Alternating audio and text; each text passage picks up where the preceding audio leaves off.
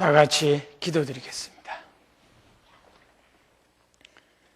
사랑하시고 자비로우신 우리 아버지 하나님, 우리를 그 큰 죄와 심판에서 건져 구원해 주셔서 하나님의 그 영광스러운 나라를 소망하고 영원한 천국의 기쁨을 가질 수 있도록 축복해 주신 주님 앞에 감사합니다. 지난 한 주 동안 우리가 이 장소에서 하나님의 말씀을 배우게 해 주셨고, 또한 말씀을 통해서 진리를 깨닫고 구원받은 하나님의 귀한 자녀들을 탄생케 해주시는 은혜를 진심으로 감사하며 찬미를 드립니다. 이번 집회를 통해서 구원받은 하나님의 귀한 자녀들, 주님께서 더욱더 축복과 은혜로 항상 이끌어 주시며 더욱더 말씀 안에서 흔들림 없이 승승장구 신앙생활 더욱 충만케 할 수 있도록 은혜 베풀어 주시기를 간절히 바라고 원합니다. 집회를 참석하나 말씀을 아직 채 깨닫지 못한 안타까운 많은 영혼들도 있습니다. 하나님께서 그 영혼들을 결코 포기하지 않을 줄을 믿습니다. 먼저 우리 형제 자매들에게 간절한 인내와 소망을 가지고 끝까지 최선을 다하는 끈질긴 믿음을 허락해 주셔서 구원받을 때까지 항상 기도하고 또한 인도하기에 부족함이 없도록 더욱 도와주시옵소서. 오늘은 특별히 새로 구원받은 형제 자매님들을 매신 가운데서 말씀을 배우게 해 주셔서 감사합니다. 하나님께서 더욱 말씀에 큰 힘이 되고 용기가 되어 남은 생에 주를 섬기며 신앙생활을 하기에 큰 도움이 될 수 있도록 인도해 주시옵소서. 오늘도 한 시간 주의 말씀 의지하오니 주 뜻대로 도와주시옵소서. 주 예수님 이름으로 기도드렸습니다. 아멘.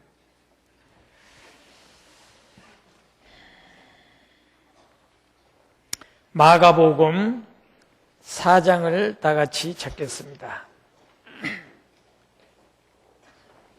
마가복음 4장 26절에서 29절까지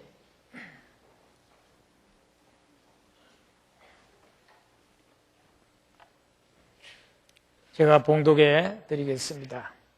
또 가라사대 하나님의 나라는 사람이 씨를 땅에 뿌림과 같으니 제가 밤낮 자고 깨고 하는 중에 씨가 나서 자라되 그 어떻게 된 것을 알지 못하느니라. 땅이 스스로 열매를 맺되 처음에는 싹이요 다음에는 이삭이요 그 다음에는 이삭에 충실한 곡식이라. 열매가 익으면 곧 낫을 되나니 이는 추수 때가 이르렀음이니라. 29절까지 봉독했습니다. 지난 월요일부터 어제 저녁까지 매 저녁마다 성경 강연회를 가졌습니다.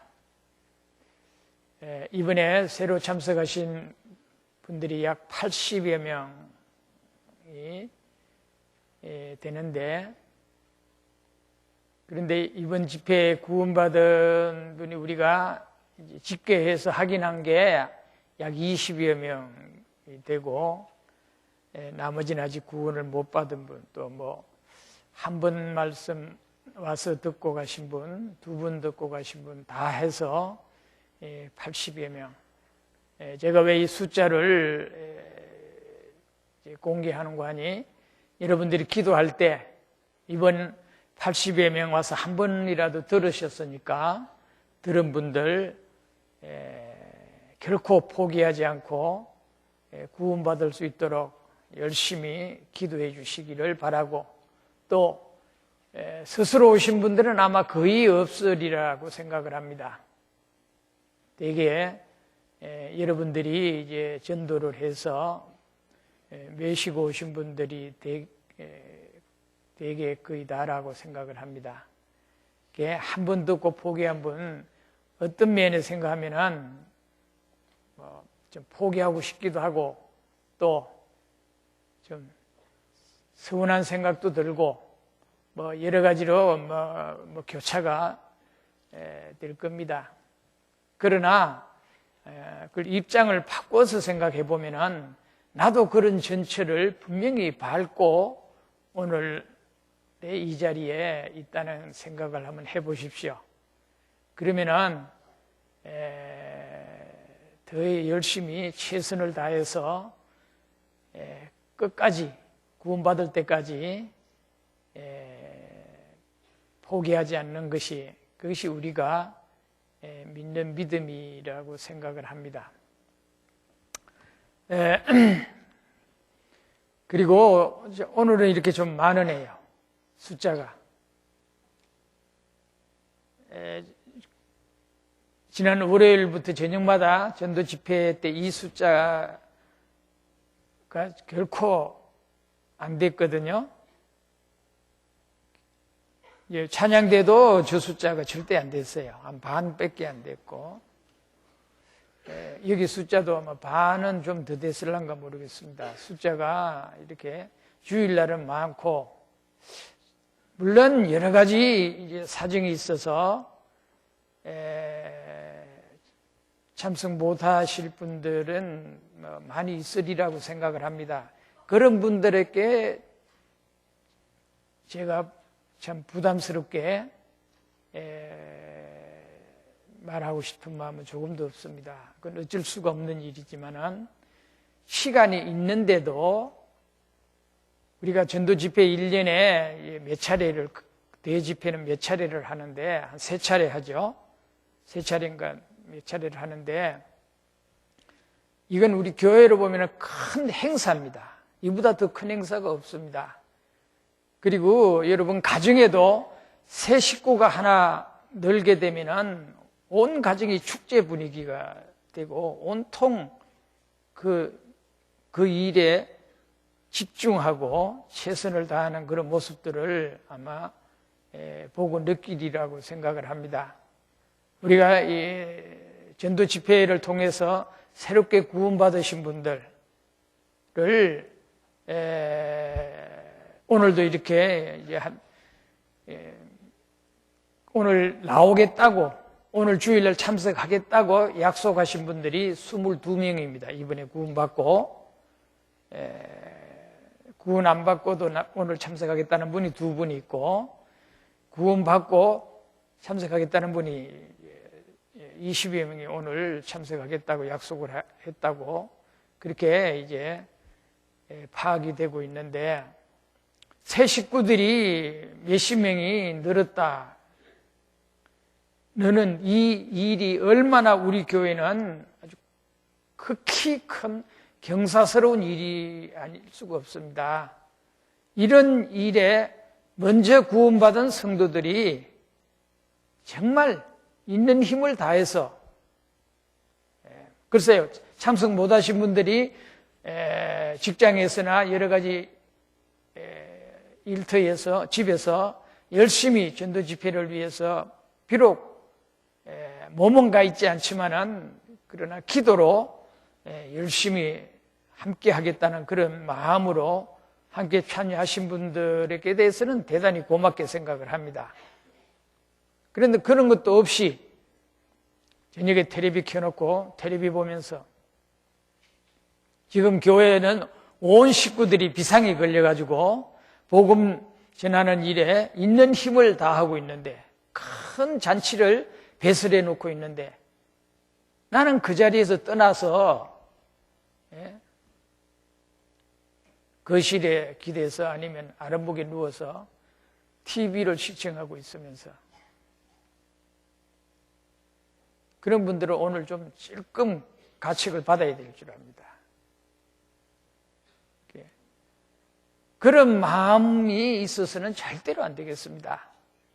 그러면은 그 마음의 신앙이 과연 자꾸 성장돼 가는 과정이 될까? 아니면 멈춰져 있을까?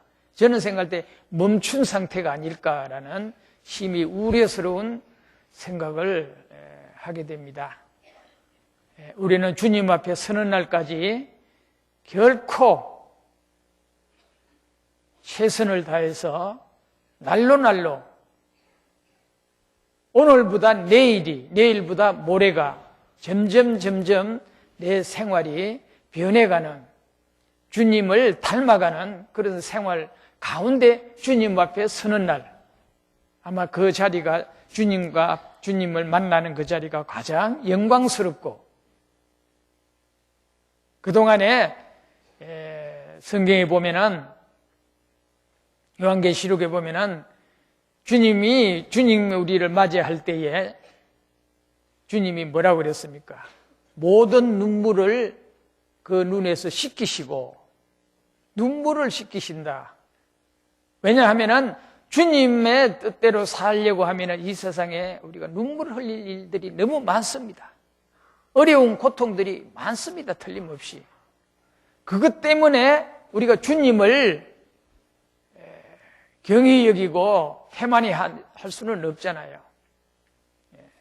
그런 것을 우리가 극복하고 이기면서 주를 위해 열심히 살다가 주님 앞에 설 때 주님이 위로해 주면서 내 눈의 눈물을 씻겨줄 때, 그게 그 자리가 얼마나 영광스럽고, 그게 아마 내가 평생 고생하고 힘들었던 것이 일순간에 다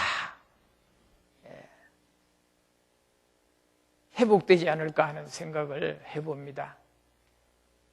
그래서 우리가 함께 백지장도 맞들으면 쉽다는 말같이, 왜냐하면 어떤 사람은 열심히 봉사하는데, 수고하는데, 어떤 사람은 그냥 뒷전에서 어정거리고 딴전 피우면은 그분들 때문에 힘이 빠지잖아요. 일하는 사람, 형제 자매들이 힘을 빼는 내 자신이 되고 있다는 걸 생각하면은 결코 게으러서는 안 되겠다라는 생각을 하게 됩니다. 좀 글쎄, 이 저녁 집회 시간이 이만치만 나왔으면은 목사님 설교가 훨씬 더 힘있게 나왔으리라고 생각합니다. 그렇지 않겠어요? 저희 집회를 해봅니다만은 가득 차 있을 때에 그 힘나서 말씀하는 것하고 빈자리가 너무 있을 때는 뭔가 힘이 빠지는, 너무 힘이 드는 그런 경험들을 많이 하게 됩니다.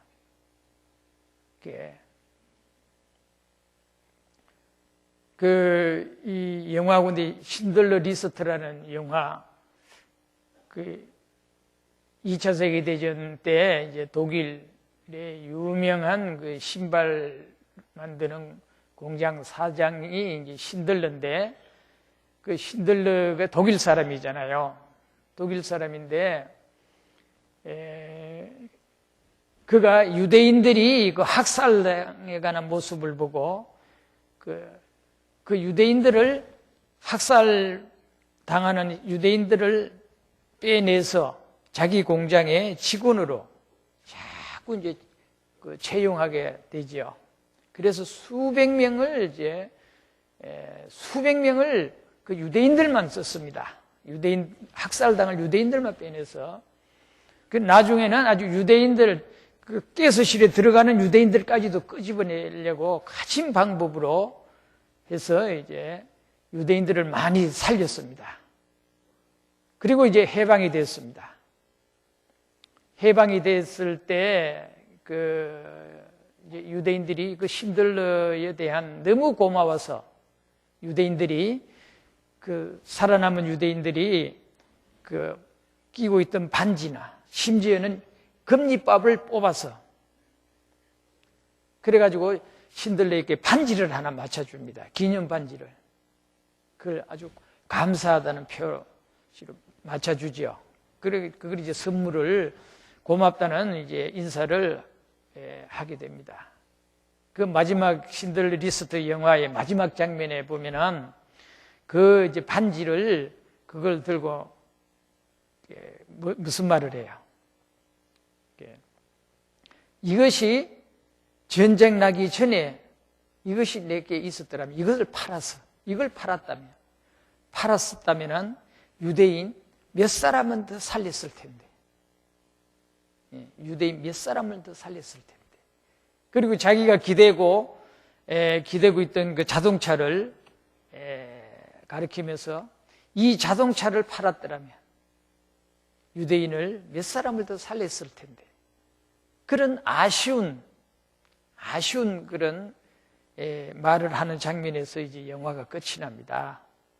그게 그렇게 유대인들을 열심히 살려내는 것을 사명으로 해도 마지막에 가서는 후회가 많은 것이 있는 거예요. 차를 봐도 이걸 내가 타지 말고 이걸 팔았더라면 유대인 몇 사람을 더 살렸을 텐데 그게 더 얼마나 보람이 됐을까? 보람이 됐을까? 이 반지 하나가 팔아서 이 돈으로 유대인들을 몇 사람을 더 살릴 수 있었을 텐데 하는 그런 아쉬움. 그런 것을 보면서 우리에게 생각해 하는 것이 있습니다. 왜냐? 우리가 이 땅에서 몇십 년 사는 동안에 모르죠? 내 안일함과 내 평안함 생활을 찾다가 아마 주님 앞에 가는 사람들이 많겠죠. 그러면 주님 앞에 서는 날 후회하지 않겠어요? 내가 저 세상에서 좀 더 열심히 봉사했더라면, 좀 더 열심히 전도를 했더라면, 좀 더 열심히 했더라면 몇 사람은 더 구원을 받았을 텐데. 몇 사람은 더 구원을 받았을 텐데. 그런 후회와 아쉬움을 틀림없이 가지리라고 생각을 합니다. 그래서 우리가 기회라는 것은 항상 있는 것이 아니지 않습니까? 우리가 교회에 이제 대집회가 있을 때는 온 성도들이 열심히 기도하고, 열심히 전도하고, 열심히 봉사하고, 열심히 참여하고, 그러면은 훨씬 더 많은 사람들이 구원을 받을 겁니다. 그런 우리 게으름으로 말미암아 말씀을 들으러 온 사람들까지도 우리가 놓쳐버리는, 잡은 고기도 놓쳐버리면 얼마나 그것이 아쉽고 후회스럽습니까? 그렇죠. 찾아온 사람도 우리는 찾아가서 복음을 전해야 하는데 찾아온 사람도 우리가 놓친다 하면 이게 얼마나 아쉬운 일이에요. 그것은 열심히 전도해서 내가 할 수 있는 일을 열심히 하면은, 그런 마음을 다 가지고 있다면은 훨씬 더 많은 숫자가 구원을 받을 수 있었으리라고 감히 그렇게 믿고 싶습니다. 그래서 좀 우리 모두가 함께 반성하면서 앞으로 이런 집회가 있을 때는 좀 더 마음을 더 새롭게 해서 열심히 참여했으면 좋겠다, 그런 생각을 합니다. 찬양대도 이 숫자가 저녁마다 했으면요, 처음 오는 사람들 감동이 막 엄청나게 업그레이드 됐을 거예요. 그리고 말씀이 그냥 그대로 팍팍 가슴에 박혔으리라고 생각합니다.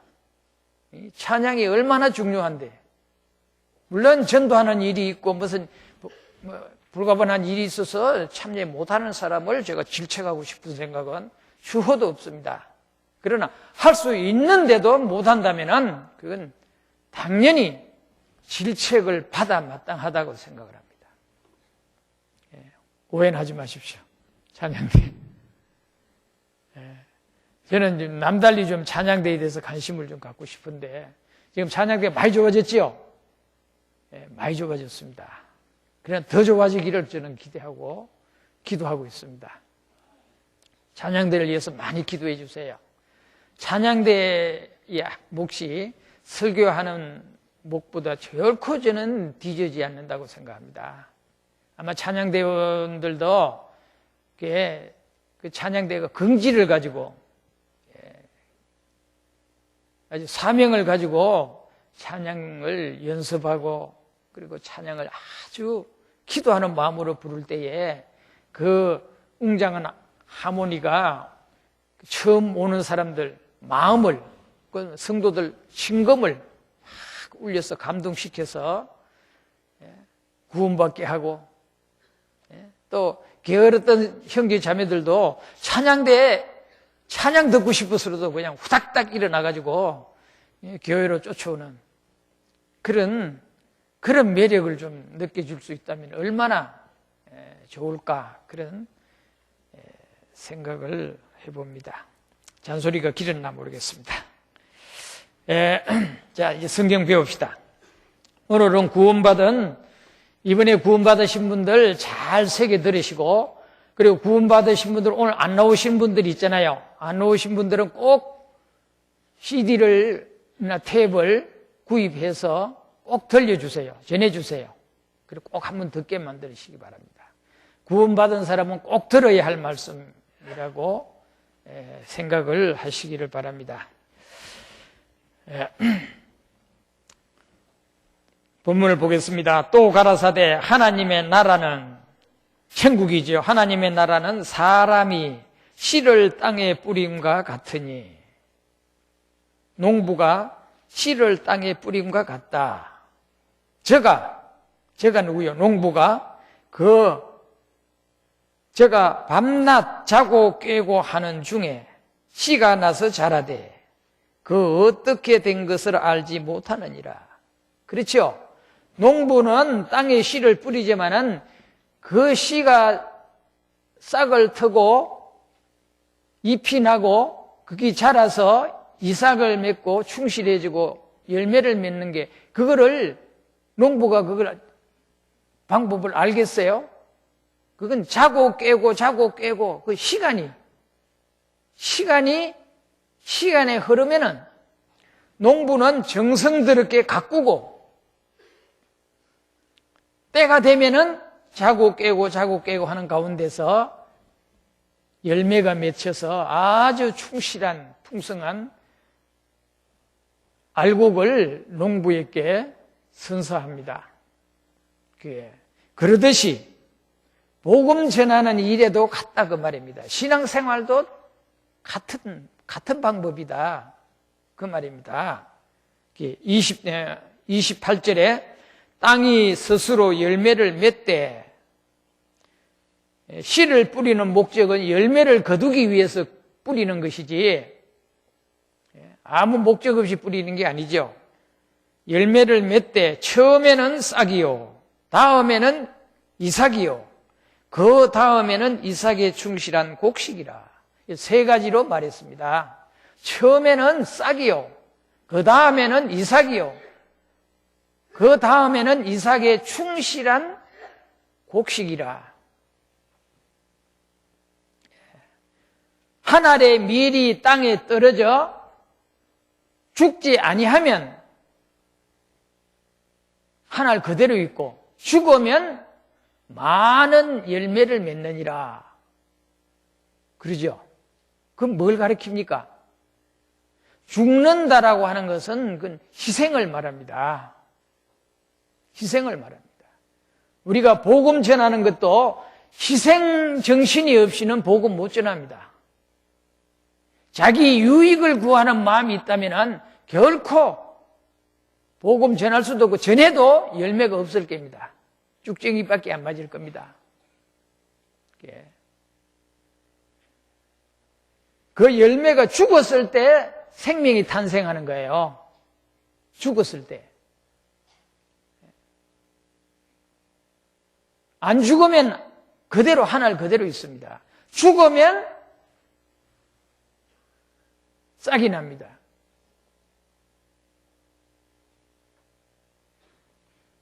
대개 동물도 그렇고 식물도 그렇고 보면은요, 특히 동물들도 있잖아요. 뭐 물고기들도 많은 물고기들 그렇죠. 그 자기 대를 물리기 위해서 알을 까서 물고기는 알을 까서 그 알이 다른 고기들이 주워 먹으면 안 되잖아요. 그래서 알을 산란해 놓고는 그 알을 못 주워 먹게 그 고기들이 생명을 바쳐서 보호하는 그런 아주 눈물 어린 그런 모습을 우리가 영상을 통해서 때로 볼 수 있잖아요. 저기 오면은요, 알을 먹으러 오면은요, 막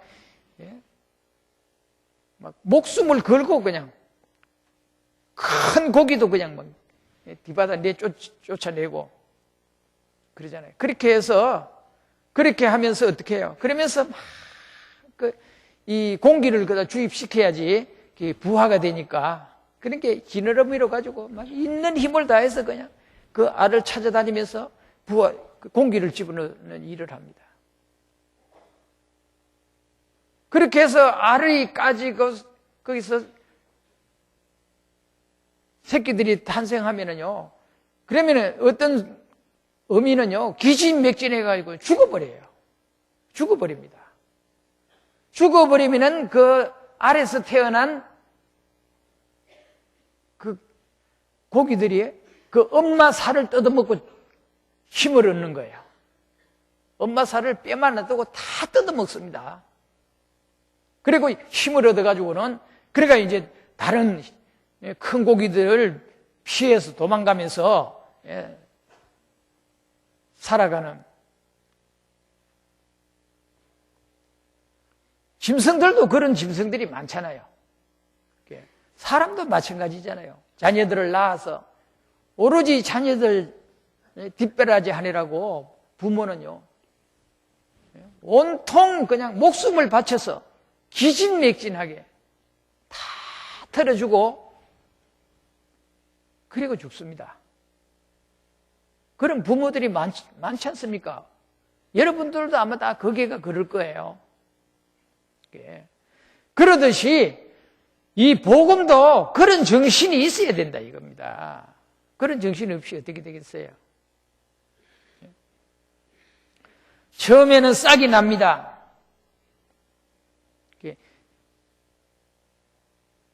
씨가 죽었을 때 싹이 나지, 씨가 살아있으면 싹이 날 수가 없습니다. 싹이 나면은 그 원씨는 희생당하는 거예요. 거기서 영양분을 다 빨아먹여 자라가지고 거기서 이제 힘을 받아서 뿌리를 내려서 그 다음에 영양가를 먹으면서 자랍니다. 자라게 하는 원동력은 바로 그 씨알 하나 속에 있는 영양이 죽어서 희생함으로 말미암아 생명을 공급해주는 그런 아주 살생정신이죠. 미물의 짐승도, 미물의 씨앗도 그런 모습을 우리가 목격한다면 복음도 또 마찬가지입니다. 그런 정신이 있어야 된다고 생각합니다. 그래서 한 사람을 전도하는 게 그게 쉬운 일은 아니죠. 예지중지해서 물도 떠다 주고 사탕도 갖다 까다 놓고 해가면서 온갖 정성을 다 쏟잖아요. 말씀 잘 듣게 하기 위해서. 말씀 듣고 생명이 다 깨나기 위해서. 구원받게 하기 위해서. 구원받으면 이제 구원받았으니까 내 할 일은 다 했습니다. 이제 열심히 사시시오 하고 그리고 이제 손 떼고 내버려둡니까? 아닙니다. 구원받고 나면 할 일이 더 많아. 할 일이 더 많아. 구원받기 전에 막 일주일 동안 최선이나 다하지. 구원받고 나면은 이거는 뭐 계약도 없어. 한 달이고 열흘이고 뭐 1년이고 몇 년이고 스스로 서서 스스로 자라갈 때까지 그 뒤치닥을 해야 되잖아요. 안 하면 안 됩니다. 안 하면 다 빠지는 거예요. 그렇기 때문에 대개 보면 우리가 전도 집회해가지고 구원받은 사람은 꽤 많은데 얼마 지나고 나면은 다 깎고 들어가고 거물이 샜는지 다 빠져나가고 몇 사람 안 남았어요. 왜 세상으로 나가도록 그건 우리가 잘못이에요. 우리 책임입니다. 결코 어떤 방법으로도 붙잡아 놔야지. 붙잡아서 말씀을 잘 잘할 수 있도록 열심히 기도하고 열심히 노력하고 지성이면 감천이라는 말이 있잖아요. 사람도 정성을 다하면은 하나님도 감동을 받는다라는 그런 속담이 있는데, 그렇죠. 내가 살아계신 하나님의 능력을 의지한다면요, 하나님이 안 도우면 안 될 정도로 내가 있는 힘을 다하면은 하나님 내버려 두고 있겠어요? 절대 그렇지 않을 겁니다. 그래서 이제 이번에 딱 구원을 어제 저녁에 구원받은 분, 그저께 구원받은 분 있잖아요. 그저께 구원받은 분은 이틀밖에 안 됐습니다. 어제 구원받아서 하루밖에 안 됐어요. 하루밖에. 이 중에는 또 이제 um이 틀려고 하는 분도 있을 거예요. 이거 내가 구원을 받았다냐 안 받았다냐 하고 좋기는 좋은데 여기 분명히 생명이 있긴 한데 그럼 그 웅튼 거예요. 이제 이미 시작된 거예요. 그러면 생명이 탄생이 되면은 이제 이게 자라야 됩니다. 저절로는 자랄 수가 없습니다. 돌봐야 되죠. 그래서 처음에는 싹이요, 다음에는 이삭이요. 그래 쭉 자라서 이삭이 생깁니다. 이삭이 나옵니다. 이삭. 그 다음에는 이삭의 충실한 곡식이라 그랬습니다. 자, 이 구원은 여러분 구원의 3단계 성경에 보면은 구원이 세 가지로 구원이라는 단어가 표현되어 있습니다. 첫째는 어떤 말씀에는 구원을 얻었다라는 그런 완료형으로 된 말씀이 성경에 있습니다. 구원을 얻었다. 예배소서 2장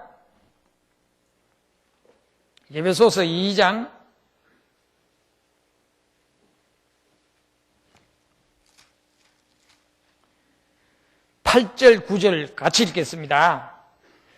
너희가 그 은혜를 인하여 믿음으로 말미암아 구원을 얻었나니 이것이 너희에게서 난 것이 아니요 하나님의 선물이라. 행위에서 난 것이 아니니 이는 누구든지 자랑치 못하게 하려 함이니라. 여기 너희가 그 은혜를 인하여, 그 은혜가 뭐냐? 하나님의 은혜.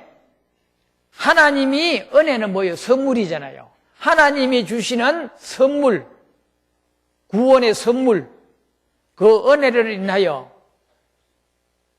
행위로 말미암아, 노력으로 말미암아 아닙니다. 믿음으로 말미암아 구원을 얻었나니, 완료형입니다. 얻었나니 무엇을? 구원을 얻었나니, 이 구원이 네 안에서 나온 것이 아니다. 네가 노력해가지고 구원이 된 것이 아니다.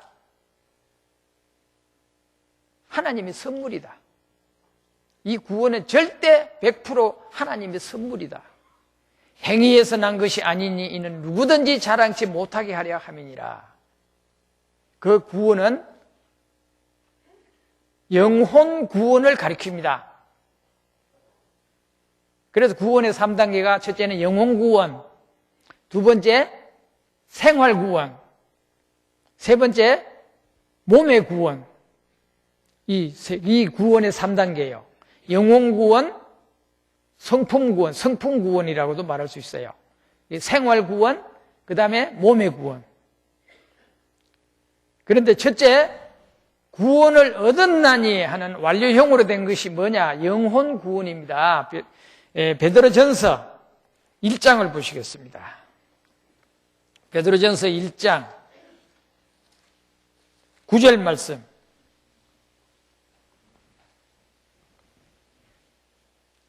구절을 같이 읽겠습니다. 믿음의 결국 곧 영혼의 구원을 받음이라. 믿음의 결국 곧 영혼의 구원을 받음이라. 영혼 구원을 말합니다. 영혼 구원. 영혼 구원을 받지 않는 사람들은 생활 구원이고 몸의 구원이고 그거는요 당치도 않습니다. 영혼 구원을 받으면 그걸로 끝난 것이 절대 아니라는 걸 알아야 됩니다. 영혼 구원을 받은 분은 그 다음엔 두 번째 구원이 있습니다. 그것이 뭐냐? 내 성품이 변해가야 됩니다. 구원을 받았다는 사람이 구원받기 전과 똑같은 행동을 하고 똑같은 사고로 살아간다면은 그게 뭐 구원이 뭔 구원이에요, 그게. 그렇잖아요. 그럼 예수님이 뭐라고 했어요? 너희는 세상의 빛이니, 너희는 세상의 소금이니, 소금이 그 맛을 잃으면은 무엇으로 짜게 하겠느냐? 후에는 아무 쓸데없어. 다만 길에 버려서 사람들에게 밟힐 뿐이니라. 구원받았다면서 구원받은 행동이 생활이 그 간정으로 안 나오면은 그 맛을 잃은 사람이에요. 그 맛을 잃은 사람입니다. 맛을 잃으면은 맛 잃은 소금과 같은 것인데 소금이 맛을 잃으면 어디다 쓰겠어요? 아무 데도 쓸 데가 없습니다. 다만 길에 갖다 버려 사람들에게 밟힌다. 그게 뭔 뜻이에요? 구원 안 받은 오고 가는 이 세상 사람들에게 이 빵아에 오르내리면서 욕먹고 구원받았다는 것들, 예수 믿을 때 지는 것들이 구원을 받았대야. 네가 천당 가면 나는 만당 가겠다. 야. 비방하면서 무시하고 멸시합니다. 멸시합니다. 그러면요, 하나님의 자녀가 마귀 자녀들한테 그런 비웃음을 당하고 조롱을 당하고 그게 얼마나 치욕입니까? 그보다 더 큰 치욕이 없을 거예요. 그리스도인들이 그래서는 안 되죠, 절대로. 그러면 그건 저절로 그러면은 저절로 아닙니다. 구원받은 후에 자기가 노력한 것만치 생활이 변화됩니다. 변화됩니다. 노력을 하나도 안 하면은 구원받기 전 상태 그대로 있습니다. 생각하는 것이나 말하는 것이나 행동하는 것이 구원 안 받기 전과 똑같습니다. 똑같아집니다. 하나도 변화점이 없습니다. 그렇기 때문에 어떤 사람들은요, 틀림없이 입으로는 구원을 받았다고 하는데 변하는 것이 없어.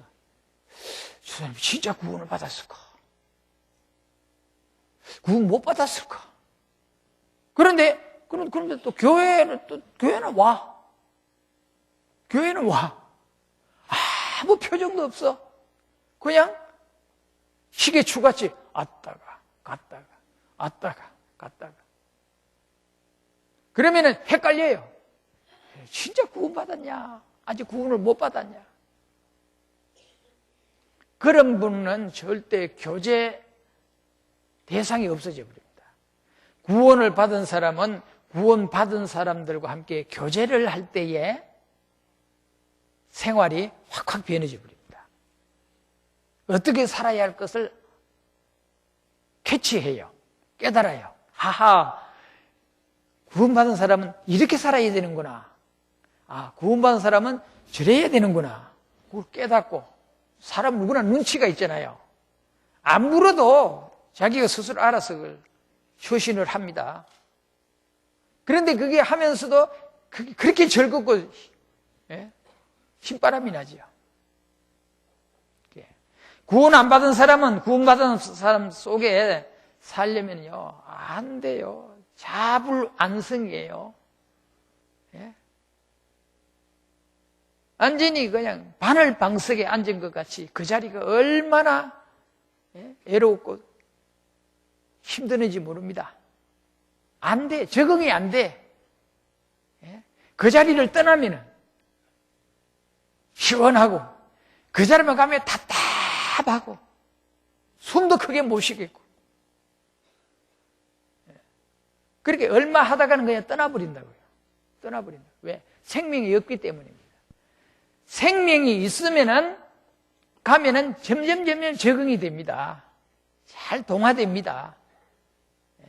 익숙해집니다. 보람을 느낍니다. 마음이 충만해집니다. 그래서 생활이 변해져야 됩니다. 그게 이삭이요. 자라서 이삭이 올라온다 그 말이에요. 이삭이 올라온다는 말이 뭐예요? 이거 싹이 보인다 이 말이에요. 열매 집을 만드는 그 이삭이라는 것은 이삭만 있고 쭉증이도 있죠. 이삭이 알이 안 들면은 그 쭉증이요. 그렇죠. 성경 다 같이 보겠습니다. 베드로전서 2장 보시겠어요. 베드로전서 2장 2절 같이 읽겠습니다. 갓난 아이들 같이 순전하고 신령한 젖을 사모하라. 이는 이로 말미암아 너희로 구원에 이르도록 자라게 하려 함이라. 갓난 아이들 같이, 갓난 아이가 뭐예요? 금방 태어난 아기 같이 순전하고 신령한, 이 신약 성경은 헬라어로 기록이 되었습니다. 처음부터. 구약 성경은 히브리어로 기록이 됐고, 그러니까 우리는 이게 번역된 성경이잖아요. 번역되는데 이 우리 번역이 영어로 번역을 했습니다. 그렇기 때문에 헬라어하고 좀 차이점이 있는 것이 간혹 발견이 됩니다. 물론 우리가 현재 이 개역 성경이 가장 요즘에 번역되는 뭐 새 번역들이 있잖아요. 뭐 여러 가지 새 번역들이 많이 쏟아져 나오고 있습니다. 그런데 우리가 그거를 안 보고 있습니다. 여러분들 그 새로 번역을 가지고 계시는 분들은 글쎄요, 그게 안 맞을 겁니다. 그걸 안 쓰는 게 좋을 겁니다. 왜냐? 그거는 원어에 가장 근접하게 번역하려고 노력하는 그런 모습은 느낄 수가 있습니다. 왜? 아주 밝은 지식 가지고, 해박한 지식 가지고. 그러나 이 성경은 해박한 지식만 가지고 이게 번역했다고 해가지고 번역되는 게 아니에요. 이건 성령으로 기록된 말씀이기 때문에 구원받은 사람이 번역하는 것하고 구원 안 받은 사람이 번역하는 것하고는 엄청난 차이가 납니다. 차이가 납니다. 그래서 우리가 가지고 있는 이 개역 성경이 보면은 모순된 것도 적지 않아 있어요. 분명히 있습니다. 있지만은 그러나 이 성경을 번역한 분들은 구원을 받은 분들이 번역했다라는 것을 느끼게 해줍니다. 왜? 복음에 대해서 아다르고 어다르다는 말이 있잖아요. 똑같은 표현이라도. 그러듯이 이 성경이 요즘에 새로 번역된 것하고 견주어 보면은요, 지식으로는 해박하게 했지만은 성령의 흐름은 완전히 거슬려 갑니다. 삐뚤어져 가고 있습니다. 번역되어 있습니다. 아주 잘못된 것이 많습니다. 그래서 여기에 제가 지적하려는 것이 뭐냐면, 헬라 성경에는 순전하고 신령한, 그러니까 말씀의 젖을 사모하라. 말씀이라는 것이 우리 성경에는 빠져 있습니다.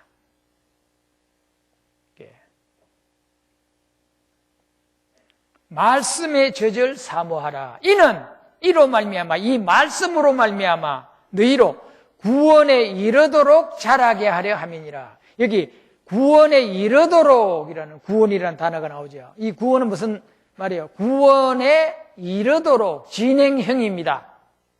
완료형이 아니라 진행형입니다. 구원에 이르도록. 그러니까 뭐예요? 열심히 구원이 이루어지기를 바라고 노력해야 된다. 그런 뜻입니다.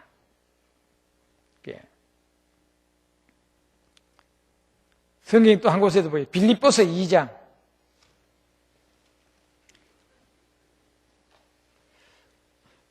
빌립보서 2장입니다. 12절, 13절 두 절을 같이 읽겠습니다.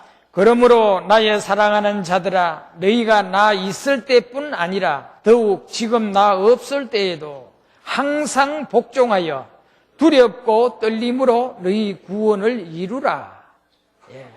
너희 안에 행하시는 이는 하나님이시니 자기의 기쁘신 뜻을 위하여 너희로 소원을 두고 행하게 하시나니. 여기에 두렵고 떨림으로 너희 구원을 이루라.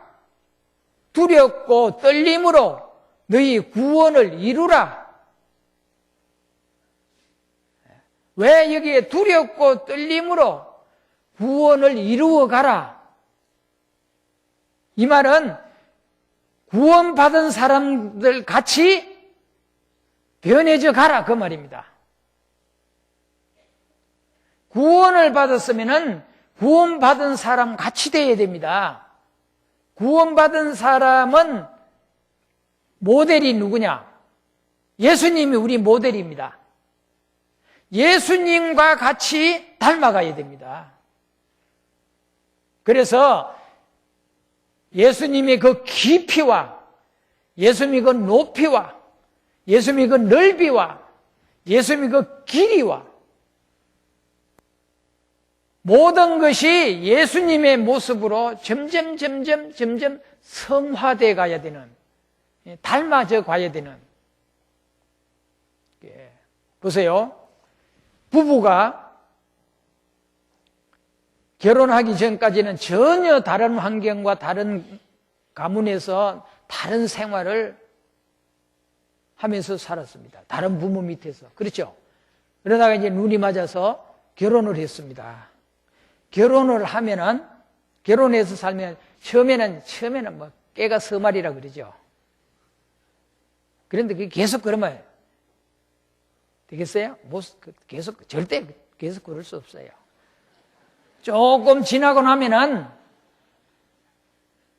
이제 두 사람이 스스로가 다 본성이 나옵니다. 처음에는 좋은 것밖에 안 주려고 그러거든. 결혼할 때도 좋은 것만 보고 이제 마음을 정했으니까 좋은 것밖에 안 나옵니다. 그런데 이제 결혼해서 살면은 이제는 속에 있는 거, 뭐 건성이 다 나옵니다. 나오면 그때부터 막 마찰이 생겨요. 뚝딱거리고 막. 그러면서 자꾸 맞춰가잖아요. 그걸 맞춰가잖아요. 안 맞은 게 너무 많아. 그걸 자꾸 맞춰갑니다. 맞춰가다 보면은 그래가지고 그걸 한 10년이면 강산이 변한다는 말 같이 결혼하고 한 10년쯤 되면은 그게 이제 어느 정도 이제 잘 그게 맞춰져 갑니다. 그래 한 15년, 20년 되면은 얼굴까지도 서로 닮아갑니다. 그래야 안 그래요? 틀림없이 그렇습니다. 그러기 때문에 부부를 남매로 착각하는 사람들이 많잖아요. 전혀 다른 환경에서 다르게 있는데 왜 남매로 착각을 합니까? 그게 닮아가기 때문에 그렇습니다. 성격도 닮아갑니다. 생활 방식도 서로가 닮아갑니다. 서로 양보해가면서 서로 좋은 것을 배워가면서 닮아갑니다. 그래서 비슷해져 가는 거예요, 서로가.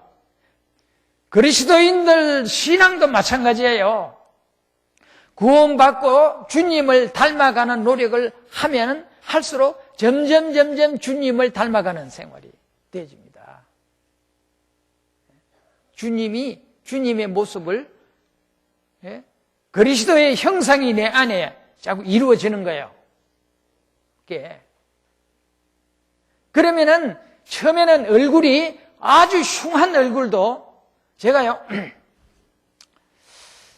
제가 한 번은 상담을 엄청히 고생하면서 상담한 자매가 한 분 있었습니다. 아주 옛날 일이긴 하나 되게 못생겼어요. 못생기도 저렇게 못생길 수가 있나? 왜냐하면 나를 또 얼마나 괴롭히는지 모르겠어요. 예. 하는 집마다 말끝마다 이게 미워서 그러니 이걸 그렇다 그 표현도 못하고 예. 그 때문에 시험거리가 되게 제가 고생 많이 했어요. 그러나 그래도 이제 제발 안 왔으면 싶은데 또 와. 예. 그래서 미운정 고운정이 자꾸 세월이 가면 든다 그러잖아요. 와. 그러다가 어떻게 하다 이 사람이 이제 구원을 받았어요. 구원을 받고 나니까 그 미운정이 전부 고운정으로 변해지더라고요. 전에는 그렇게 밉던 행동이 그게 이뻐지더라고요. 미운 것도 이쁘게 보이더라고요. 보니까 나중에 보니까 진짜 괜찮은 여자예요. 아주 괜찮은 여자예요. 나무랄 데가 없는 여자예요. 왜 그래요? 믿게 생각하면은 모든 것이 미워집니다. 그렇죠? 곱게 보면은 모든 것이 자꾸 고와집니다. 갈수록 고와집니다. 그게 닮아가는 거예요. 그게. 왜? 그 사람 안에 그리스도가 들어가면 표정도 달라지고, 말도 달라지고, 행동도 달라지고. 처음에 내가 만나서 얘기하던 그 앙칼 맞은 거, 그냥 눈에서 그냥 그냥 막 살이 그냥 주주 흐르던 그런 것들이 이제는 정이 나와, 눈에서. 표정이 아주 밝아졌어. 달라지는 거예요. 달라집니다. 그럴 수밖에 없잖아요. 그래서 신앙생활 하면서 주님을 닮아가는 생활이 됩니다. 주님을 닮아가는 거예요.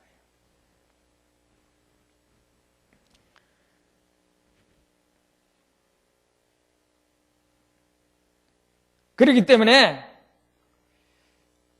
너희 안에 행하시는 이는 하나님이시니 자기의 기쁘신 뜻을 위하여 너희로 소원을 두고 행하게 하신다. 주님은 나를 통해서 소원이 있어요. 하나님이 내게 뭔 소원이 있는지 그는 신앙생활을 하면서 성경을 배우면서 압니다. 소원을 두고 행하게 하십니다. 그런 게 뭐예요? 나를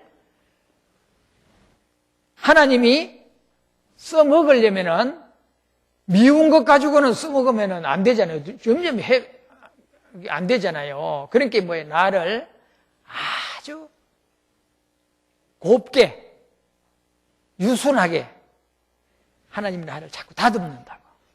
다듬어 주셔요. 다듬어서 우리가 복음을 전할 때나 대인관계를 할 때에 절대 그게 모나지 않게 이 복음이 내 입을 통해서 그 사람에게 전해질 수 있도록 그 사람에게도 호감을 가질 수 있도록 역사하셔요. 그렇게 잘한다니까요. 그래서 구원받기 전 관상하고 구원받은 후 관상하고 완전히 틀립니다. 다릅니다.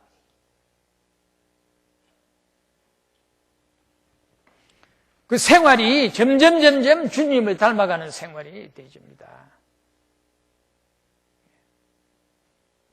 그 다음에 마지막 세 번째는 이삭의 충실한 곡식이라 그랬습니다. 이삭의 충실한 곡식이라. 때가 되면 나설대나니, 나설대 추수를 해서 곡간에다 드린다. 추수한다. 그게 뭐예요? 우리가 이 세상에 얼마 동안 살다가 이제 주님 앞에 가는 날에는 적당하게 가야 되지. 그러니까 사람이요, 오래 살고 싶은 사람 다 있죠. 그런데 사람이 막 한 150살씩 이렇게 살면 좋겠어요? 예? 150살씩? 지금 120살, 우리나라에 120살 사는 분이 몇 분 있는데, 텔레비 보니까요, 빨리 죽으셔야 됩니다. 그 사는 것 자체가 욕입니다. 그 욕이요. 그래서 너무 오래 살라고 기도하지 마세요. 적당하게 살다가 적당하게 가야 돼. 그러시더니 그는 그 기도도 필요하리라고 생각을 해요. 너무 무엇이든지 지나치면 문제 생겨요. 지나치지 마십시오. 무엇을 하든지 너무 지나치지 마세요. 적당하게. 그게 가장 아름답습니다. 로마서 8장 보시겠습니다.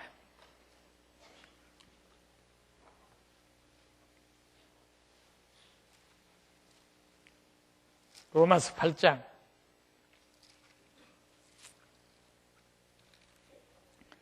23절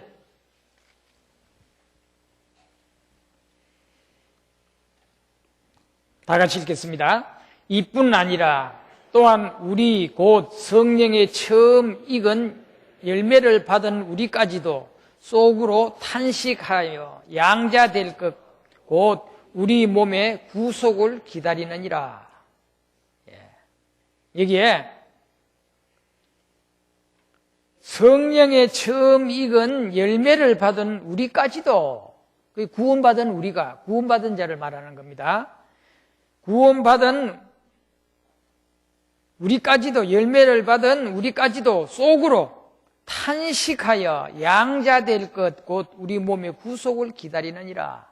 양자될 것, 양자가 뭐예요? 우리는 마귀의 자녀잖아요. 마귀의 자녀가 하나님의 자녀가 된 것이 구원이지 않습니까? 그런데 내 영은 마귀에게 속했다가 원래 내 영은 하나님께 속했는데 죄로 말미암아 하나님과 원수가 된 상태였습니다. 그러다가 구원을 받으면은 하나님과 이제 교제가 연결된 거예요. 하나님과 교제가 연결됐습니다. 그러나 내 육신은 내 영혼이 구원받았다고 내 육신이 구원받은 건 아니잖아요. 그래서 로마서 7장을 읽어보면 로마서 7장은 자기 때문에 사도 바울이 계속 싸웠습니다. 자기 원하는 선은 행치 아니하고 원치 않는 자꾸 죄를 짓고, 그래서 오호라 나는 공고한 사람이로다. 누가 이 사망의 몸에서 나를 건져내랴.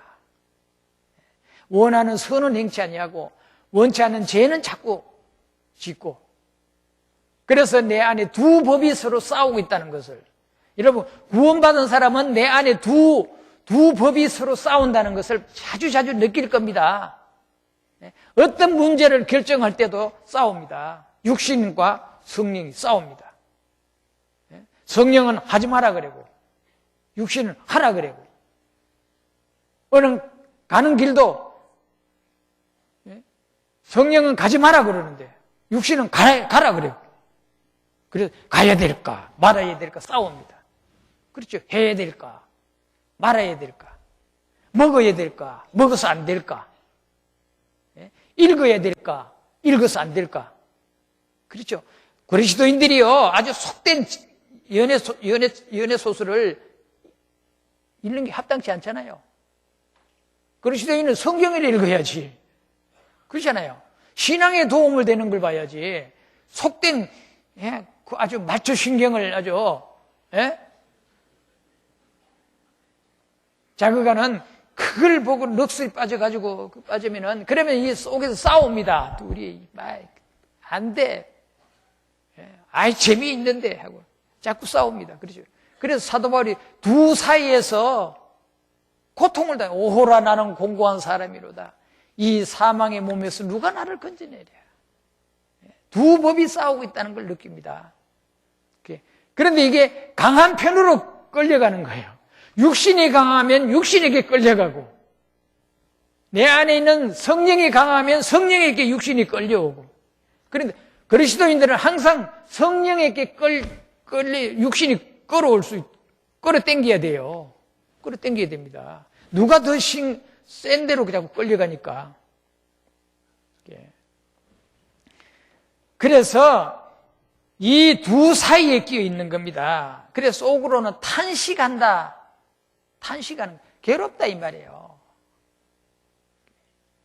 그래서 여기 바울이 뭐라 그랬어요? 속으로 탄식하여 양자될 것, 곧 우리 몸의 구속을 기다린다.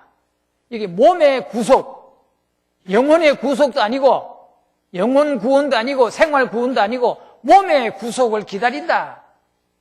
왜냐하면은 그리스도인들이 이 땅에 사는 날 동안 내 육신 때문에, 육신이 죽질 않아서 육신 때문에 신앙생활에 많은 고통을 당하는 것을 자주 느낄 겁니다. 그래서 사도 바울도 뭐라 그랬어요? 내 양자 될 것고 몸의 구속을 기다린다. 내 영은 주님 앞에 주님에 속해 있지만 내 육신은 아직도 이거는 세상에 속해 있습니다. 저주받은 흙입니다. 그렇죠?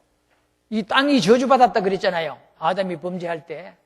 그러면 그 저주받은 흙으로 사람을 만들었으니 이것도 저주받은 몸입니다.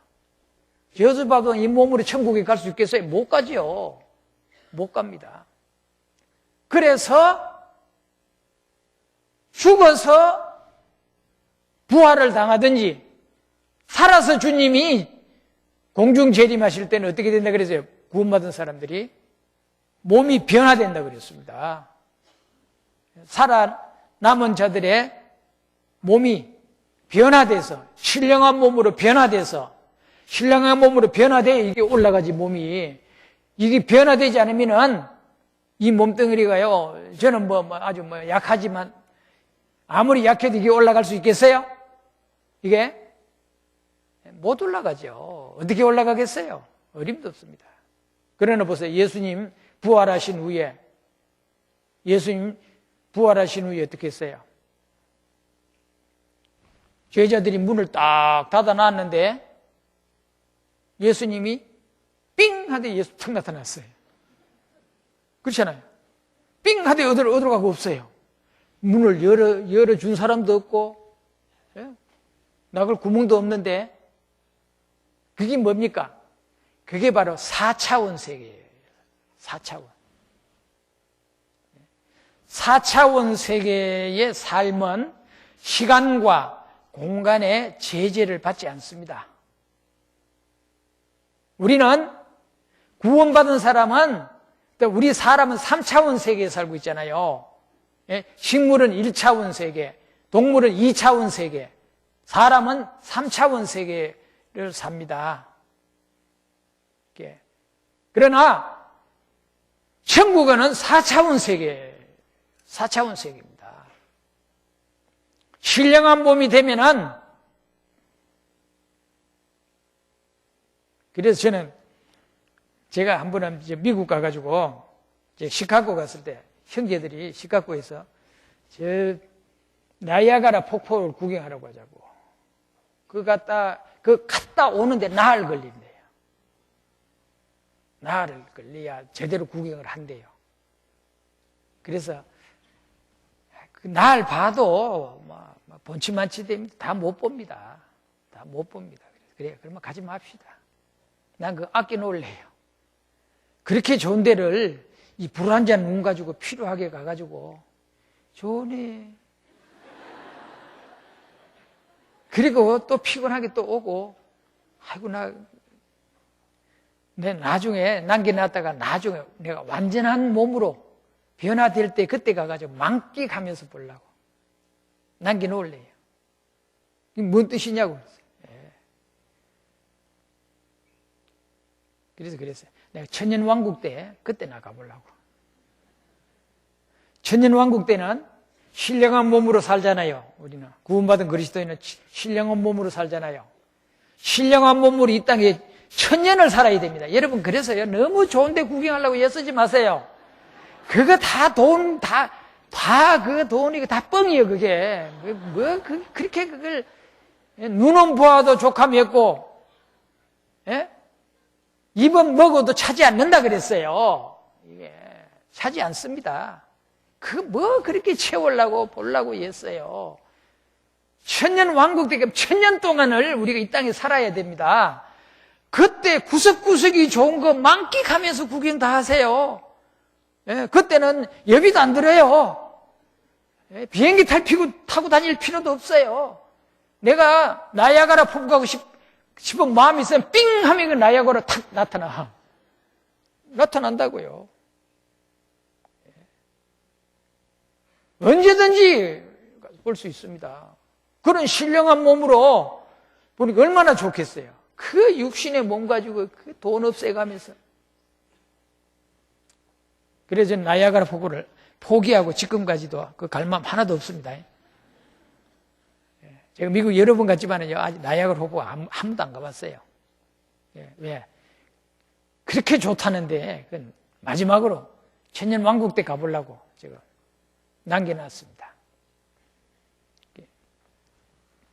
히브리서 9장 28절입니다.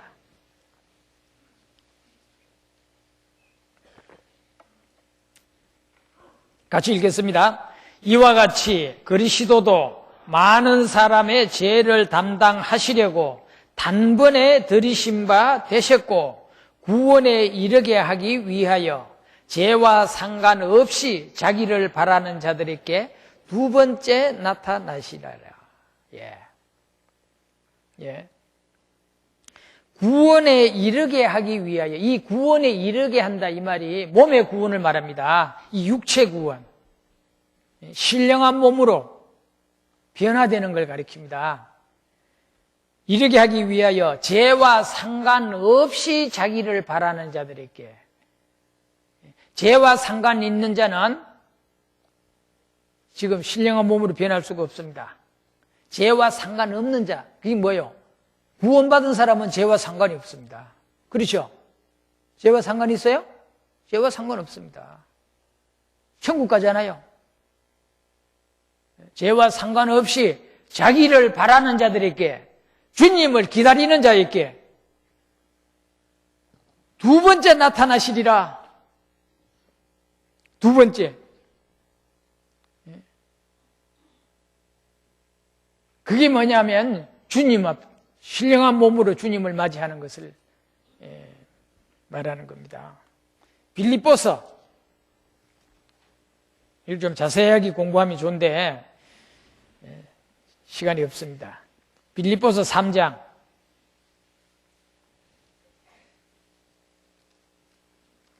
20절, 21절 같이 읽겠습니다. 오직 우리의 시민권은 하늘에 있는지라 거기로서 구원하는 자 곧 주 예수 그리스도를 기다리노니 그가 만물을 자기의 복종케 하실 수 있는 자의 역사로 우리의 낮은 몸을 자기 영광의 몸의 형체와 같이 병케 하시리라.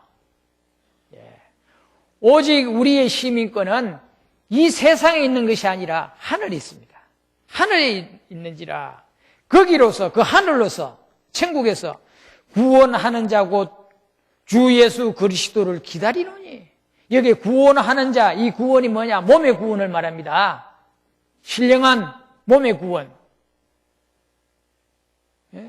그 몸의 구원을 이루기 위해서는 주님이 오셔야 됩니다. 주님 오실 때 이루어지는 거예요. 어디 공중 재림하실 때에 죽은 자들이 먼저 일어나고, 그리고 우리 살아남은 자도 주와 같이 호련히 병쾌되어 그리하여 주와 함께 영원히 거하리라. 그래서 구원하는 자 곧 주 예수 그리스도를 기다리노니 그가, 그 예수님이 만물을 자기에게 복종케 하실 수 있는 자의 역사로 말미암아, 역사가 하나님의 능력으로 말미암아 우리 낮은 몸을, 천하고 낮은 이 몸을 자기 영광의 몸의 형체와 같이 병케 하시리라. 예수님의 그 영광의 몸의 형체와 같이 병케 하시리라. 그때는 얼마나 좋겠어요. 가고 싶은데 마음대로 가고, 예? 피곤하긴 합니까? 배고프긴 합니까? 먹어도 좋고 안 먹어도 좋고, 예? 그렇죠. 지금 우리는 먹으면은 너무 배부르면은 힘들고 너무 배고프면은 견딜 수도 없고, 그래. 배가 불러도 문제고 배가 고파도 문제고. 이거 왜 그러냐? 불완전한 육체를 가지고 있기 때문에 그렇습니다. 그러나 이 완전한 육체가 되면은 먹어도 되고 안 먹어도 됩니다. 먹는다고 힘이 더 솟아나는 것도 아니고 안 먹는다고 힘이 빠지는 것도 아닙니다. 완전한 몸이기 때문에. 그래서 우리는 이 큰 소망을 가지고 있습니다. 그러기 때문에 우리는 이 구원의 3단계를 영혼을 구원을 받았으면, 이번에 구원받아서 이번에 영혼의 구원을 받은 거예요. 그러면 이제 생활 구원, 성품이 자꾸 변해져 가야 됩니다. 주님을 닮아져 가야 돼요. 닮아져 가는 건 가만히 있으면 달라지는 게 아니에요. 노력을 하는 것만치 달라집니다. 내가 노력하는 것만치 달라져요. 그렇기 때문에 절대 게으르지 마십시오. 게으른 것은, 세상에도 게으른 사람은 나라님도 못 구한다 그러잖아요. 게으른 사람은. 신앙도 마찬가지입니다. 신앙에도 게으르면은 하나님도 그 사람 구제 못해요. 왜? 부지런한 자에게 하나님이, 부지런한 자에게. 새도 아침에 일찍 일어나요. 새벽에 일어나는 새가 모이를 더 많이 먹습니다. 당연하잖아요. 늦게 일어나면은 모이 주 먹을 것도 없어요. 부지런한 새들이 다 주 먹었어요. 없어요. 그리스도인도 부지런해. 그래서 부지런하여 게으르지 말고 열심을 품고 주를 섬기라 그랬습니다. 게으르지 마십시오. 아이고, 저는 게으른 사람 보면 숨통이 터져요. 숨통이 터져요, 그냥. 저는 우리 집 사람도요, 물론 몸이 안 좋아서 이제 늦잠을 자는데, 아이고, 어떤 때는 막 쥐 받고 싶어요, 그냥. 그거 막, 피 하면서 자는 거 보면요, 미워 죽겠어요, 그냥. 그 썩을 잠을 왜 그렇게 자는지 모르겠어.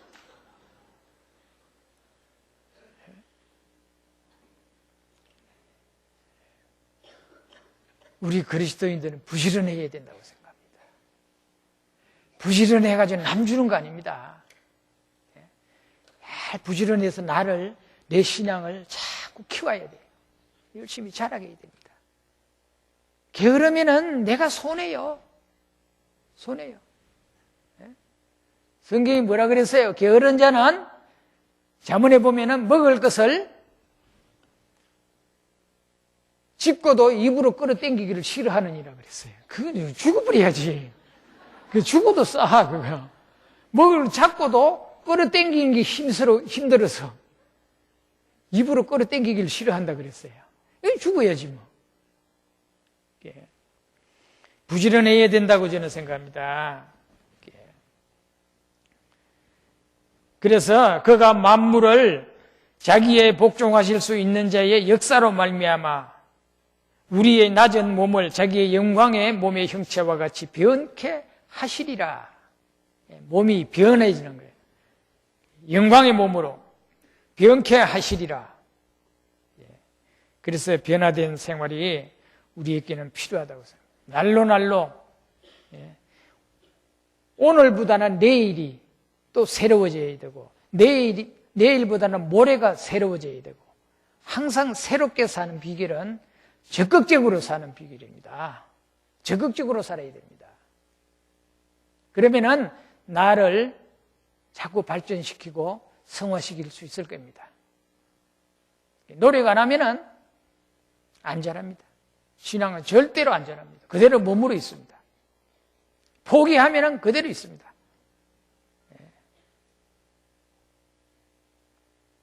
처음에는 힘들더라도 아무리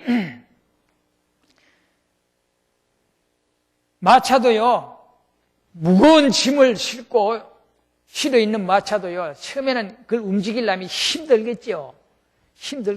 그러나 힘들어도 되게 막 있는 힘을 다 밀면은 조금씩 움직이지요. 움직이면은, 움직이는 거 보면은 힘이 솟지요.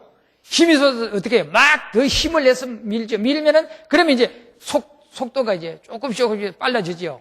그러다가 어느 정도 가다 보면은, 이게 가다 보면 탄력을 붙어요. 그죠?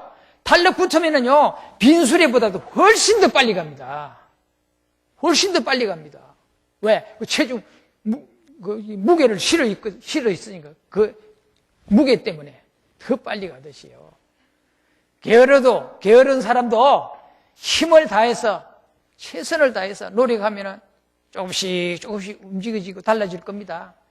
달라지거든, 힘을 얻어가지고 더 열심히 노력해 보세요.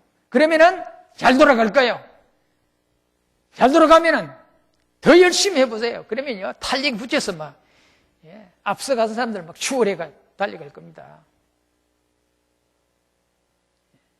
여러분, 뒤처지는 거를 자존심이 허락을 해서도 포기해서는 안 되잖아요. 나보다 늦게 구원받은 사람들이 지금 앞에 쫓아가고 있는데, 그러기 때문에 내 뒤에 사람들이 앞서가는 거 보면요, 비장에 상해가지고요, 계속 교회에서 방해 짓만 하고 말이에요. 힘만 빼고. 그런 그리스도인들이 교회마다 몇 사람씩 있어, 보면은. 꼭 있어요. 그렇게 하다가 나가더라고. 참 안타까운 일이죠. 절대 그래서는 안 되겠습니다. 히브리서 5장 보시겠습니다.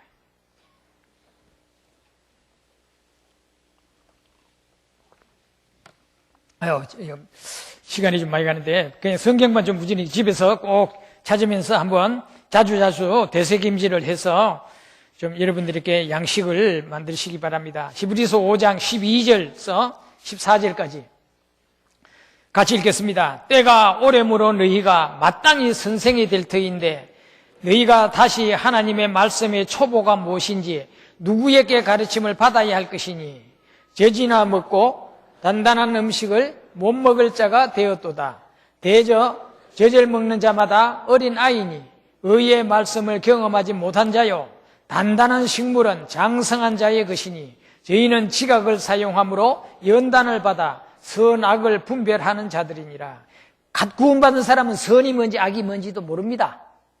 아무것도 모릅니다.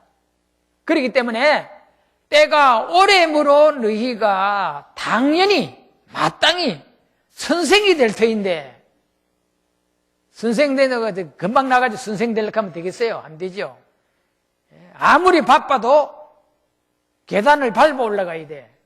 첫 계단부터 밟아 올라가야 됩니다. 그래서 젖을 먹고 처음에는 젖을 먹는 게 뭐예요? 열심히 구원을 받으면 성경을 읽어야 됩니다. 그리고 성경을 배워야 됩니다. 이 두 가지는요 아주 철칙입니다. 열심히 성경 읽고 열심히 성경 배우고 성경 배우는 게 자기가 뭐 참고서 갖다 놓고 배우는 게 그 배우는 거 아니에요. 그러면 사람 별이 부립니다. 교회에서 말씀을 우리는 주일날 예배 봅시다. 수요일날 수요 예배 봅시다. 예배라는 단어를 안 씁니다. 왜? 우리는 주일도 성경을 배웁니다. 수요일도 성경을 배웁니다. 그러죠? 그리고 구역회는 교제를 위주로 합니다. 봉사회나 어머니에도 교제를 위주로 합니다. 말씀을 배우고 교제하는 가운데서 예배 드리는 방법을 깨달아서 내 생활이, 예배하는 자는 신령과 진정으로 예배할지니 하나님께서는 신령과 진정으로 예배하는 자를 찾으시느니라. 교회를 찾는 것이 아니에요. 개인을 찾습니다. 그래서 너희는 이 세대를 본받지 말고 하나님의 거룩하심을 입은 대로 하나님의 표대를 행해서 날로 날로 다람질하는 그런 가운데서 내가 자라가야 되는 거예요. 신앙이 자라가야 됩니다. 그래서 말하는 것이나 행동하는 것이나 모든 일을 점점 성숙해져 가야 되는, 그게 자라는 겁니다. 자라야 됩니다. 합당치 않는 것은 자꾸 버리고 합당한 것은 힘들더라도 취하고 그걸 얻어서 주님 앞에 점점 가까이 가는, 그것이 신앙 성장의 과정의 하나입니다.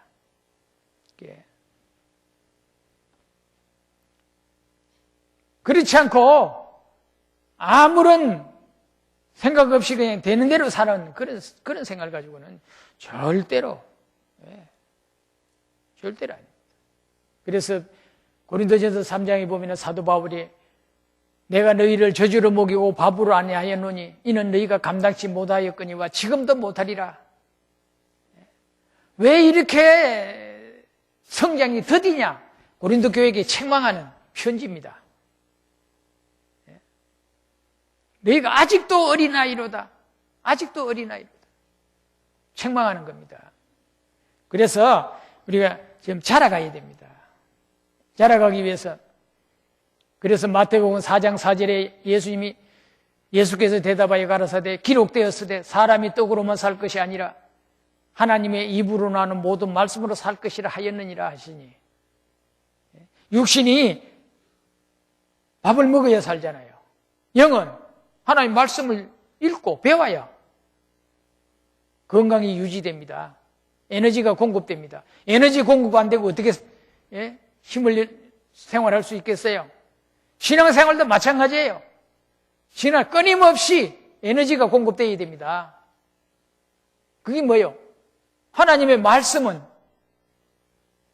하나님의 에너지요, 힘입니다. 힘. 그게 계속 공급되어야 돼요. 공급을 받아야 됩니다. 공급 없이 저절로 되는 거 아니에요. 그래서 신명기 17장 19절 20절에 평생에 자기 옆에 두고 읽어서 그 하나님 여호와 경외하기를 배우며 이 율법의 모든 말과 이 규례를 지켜 행할 것이라. 그리하면 내가 내 형제 위에 교만하지 아니하며 또 이 명령에서 떠나 좌로나 우로나 치우치지 아니하리니. 우리는 평생에 성경을 자기 옆에 두고 읽어라 그랬어요. 항상 성경은 여러분의 여자분들은, 자매님들은 핸드백 안에 항상 성경이 있어야 돼. 그래서 적어도 성경이 몇 권씩은 자기 성경 몇 권을 가지고 있어야 됩니다. 그래서 직장에 가면 직장에도 성경이 있어야 되고, 화장실에도 성경 하나 갖다 놓고, 화장실에 일범에서 어둑하게 힘쓰면서 앉아 있지 마세요. 성경 두세 장은 충분히 읽을 수 있어요. 아무리 빨리 해도 두세 장 성경 읽을 수 있어요. 성경이 손을 뻗치면은 성경이 닿을 수 있는 데다 성경을 갖다 놓고 있어라. 잘 때도 자기 머리맡에도 성경을 놓고 자요. 성경을 베고 자든지. 성경 베고 잡으시기 얼마나 편한가. 베개보다 10배 더 좋습니다. 그래서 평생에 자기 옆에 두고 읽으라 그랬어요. 평생에 자기 옆에 두고. 자기 옆에 있어야 돼, 성경에. 언제든지. 세상에 꼴보기 싫은 사람, 열차 타고 가는, 버스 타고 가는데, 초점도 없어, 그런 사람들. 졸다가, 떴다가. 그 멀리 여행을 하는데, 그리스도인은 그렇게 하지 마세요. 성경 가지고 가가지고 성경 읽으세요. 성경 읽다 보면 옆에서 전도해달라는 사람이 탁 생긴다고 하나님이 붙여줘요. 준비된 자에게 붙여주지 준비 안 된 자에게 하나님 절대 안 붙여줍니다. 항상 성경을 가지고 있으면 전도할 사람을 하나님이 붙여줘. 계속 붙여줍니다. 전도할 사람이 없어서 전도 못한다고? 성경을 안 보니까 하나님이 안 붙여줘. 붙여주면 망신당하거든. 하나님 개망신 당하려고 붙여주겠어요? 안 합니다. 그래서 평생에 자기의 배두고 읽어서 그 하나님 여호와 경외를 배우라 그랬습니다. 시편 1장 복 있는 사람이 어떤 사람이 구원받은 사람이죠. 구원받은 사람은 악인의 길을 쫓지 아니하며 죄인의 길에 서지 아니하고 오만한 자의 자리에 앉지 아니하며 오직 하나님의 말씀을 즐거워하여 그 말씀을 밤낮으로 묵상하는 자로다. 이런 사람은 비유컨대 시냇가에 심은 나무가 시절을 쫓아 열매를 맺으며 그 잎사귀가 마르지 아니함 같으니 무릇 그 행사가 다 형통하리로다. 그렇게 살면은 그 사람이 하는 일이 직장에서든 사업에서든 무엇이든지 학생이든 형통하게 해주세요. 형통하게 해주세요. 무슨 일을 만나든지 만사 형통하리라. 어떤 사람? 구원받은 사람답게 사는 사람. 하나님 말씀을 밤낮으로 묵상하는 사람. 안 될 일도 되게 해주십니다. 망할 일도 일어서게 해주십니다. 하나님 도와주세요. 그런 사람을 도와주지 어떤 사람을 도와주겠어요? 게으르고 나태한 사람은 하나님 도와줄 것 같아요? 천만의 말씀이요. 그러나 악인은 그렇지 아니하며 오직 바람에 나는 겨와 같도다. 그러므로 악인이 심판을 견디지 못하며 의인의 해중에 들지 못하리로다. 대저 여호와께서 의인의 길은 인정하시나 악인의 길은 어떻게 돼요? 망하리로다. 잘 되는 것 같아도요 망합니다. 망하는 거예요. 마귀가 막 수수거리 가지고 뭐 잘 되는 것 같죠? 천만의 말씀이요. 그게 낚시밥이라는 거 알아야 돼요. 딱 홀키면은요 신세 망치는 겁니다. 그리스도인 신앙 망치는 거예요. 구원을 받았으면 구원받은 사람답게 살아가야 됩니다. 당연히 살아가야 됩니다. 그거 안 돼요. 아이고 저 시간이 없으니 마쳐야 되겠어요. 밤 됐어요. 마쳐줘 시간이. 자 이제 성찬식 해야 되겠습니다. 성찬식 합시다. 열어주시기 바랍니다. 그리고 뚜껑도 열고 누가 놓았어 이거 하세요. 다 같이 고린도전서 11장. 자 이제 지금부터 성찬식 하겠습니다. 고린도전서 11장 23절입니다.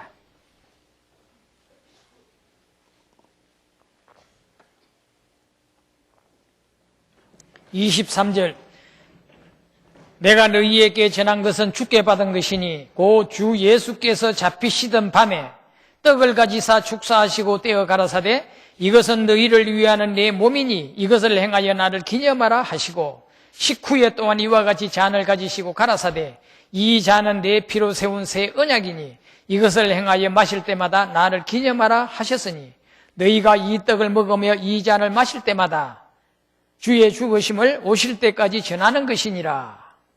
야, 자, 이 뚜껑도 열고, 떡도 다 열어주세요. 왜 봉해놓으면 먹으려고 지금 해놨는데.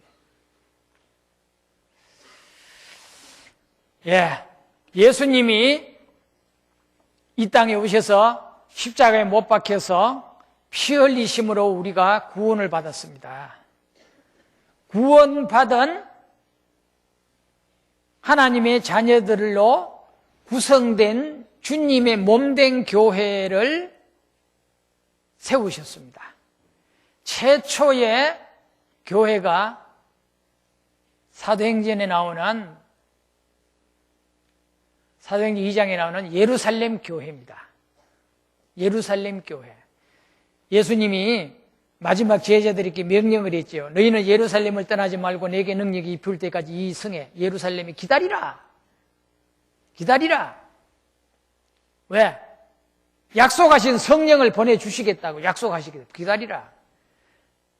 너희에게 성령이 임하면 권능을 받고, 권능을 받는다니까 많은 교회에서요, 막 성령의 충만을 받으면 한 달 안 먹어도 금식을 해도 막 힘이 펄펄하고 막 일주일을 눈도 안 붙이고 앉아도 막 눈이 말똥말똥하고 성령의 힘으로 그렇게. 그 귀신 든 사람이요. 귀신 든 사람이요. 한 달 안 먹었는데 힘이 펄펄한 건 그 귀신 든 사람이나 그렇지. 성한 사람이 어떻게 한 달 안 먹었는데 힘이 펄펄할 수가 있어요? 말도 안 되는 소리예요. 한 끼 뭐 굶어도 맥을 못 추는데, 예? 한 달을 굶어도 힘이 펄펄하다는 거예요. 그럼 다른 영이 그 속에 들어가가지고 있으니까 그런 거예요. 예? 잘못된 겁니다.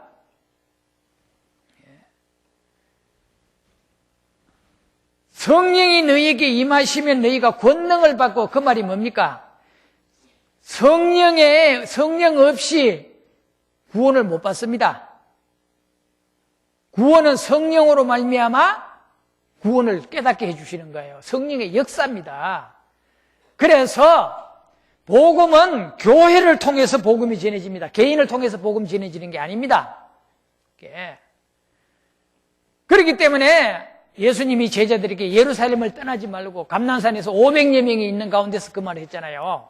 500명에게 예루살렘을 떠나지 말고 내게 능력이 입혀올 때까지 기다리라. 그러니까 그 예수님 말씀을 듣고 기다린 사람이 120명밖에 안 됩니다. 11제자들을 포함해가지고 120명밖에 안 돼요. 마가 다락방에, 예루살렘 안에 마가 다락방에 120명이 기다리고 있었어요. 뭐 자세하게 제가 이야기 안 합니다. 시간 없어. 거기에 성령이 강림했습니다. 사도행전 2장에 성령이 강림했습니다. 성령 강림해가지고 불의 혀같이 갈라져 각 사람에게 임하더라. 그래 돼 있잖아요. 그게 뭐냐 하면은 120명에게 구원을 받은 거예요. 아시겠어요? 성령이 임함으로 이론적으로 예수님에게 들었던 말씀, 예수님이 우리 죄를 위해서 피 흘려 주신다. 우리를 위해서 살이 찢겨 주셨다. 구원해 주셨다 하는 이론적으로 알던 것이 성령이 강림할 때 그것이 120명에게 확실하게 믿어져서 구원을 얻었습니다. 구원을 얻고 나니까 힘을 얻어요. 성령이 임하면 너희가 권능을 얻고 힘을 얻는다 이 말이에요. 구원에 대한 자신이 생깁니다. 구원을 얻었으면 어떻게 해요? 힘을 얻었으면 예루살렘과 온 유다와 사마리아와 땅끝까지 내 증인이 되리라. 그래서 그때 사도 베드로가 일어나서 막 있는 힘을 다해서 막 외쳤습니다. 여러분이 죽인 예수 그리스도, 그가 우리를 구원하셨다. 우리가 그의 능력으로 이 복음을 전한다고 막 외쳤습니다. 그러게 몇 사람 구원받았어요? 그 사도 베드로 설교에 3,000명이 구원을 받았습니다. 그 다음에 5,000명이 구원을 받았습니다. 나중에 어떻게 됐습니까? 그 120명이 복음을 전하니까 예루살렘에 복음이 가득 찼다 그랬습니다. 예루살렘에 복음이 가득 차도 예루살렘이 있으니까 어떻게 했어요? 하나님이 서대반을 돌로 쳐 죽였습니다.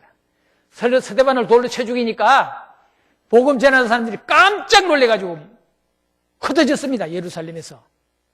그래서 어떻게 했어요? 사마리아로,